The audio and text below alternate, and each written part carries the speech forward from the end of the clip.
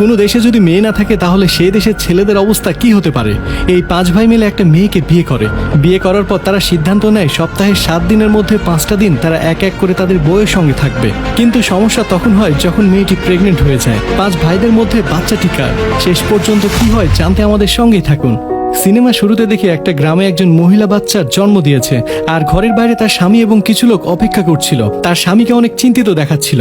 একটু পর বাচ্চার জন্ম হয়, তখন সবাই অনেক খুশি হয়, সবাই অনেক আনন্দ করছিল। কিন্তু তখনই এক বুড়ি এসে মেয়েটির স্বামীকে বলে, তোমার মেয়ে বাচ্চা হয়েছে। এটা শুনে সেখানে যে খুশি ছিল মুহূর্তের মধ্যে তা উধাও হয়ে যায়, আর গ্রামের সবাই স্তব্ধ হয়ে যায়। এরপর অনেক বছর পরের দৃশ্য দেখানো হয়, যেখানে আমরা দেখি একটা ছেলে মেয়েদের কাপড় পরে আছে। এরপর সেজেগুজে মঞ্চে উঠে নাচ করছে, আর অনেক পুরুষ মানুষ অনেক টাকা দিয়ে টিকিট কেটে সেই শো দেখতে এসেছে। সেখানকার সব পুরুষই মেয়েটিকে দেখে অনেক এনজয় করছিল।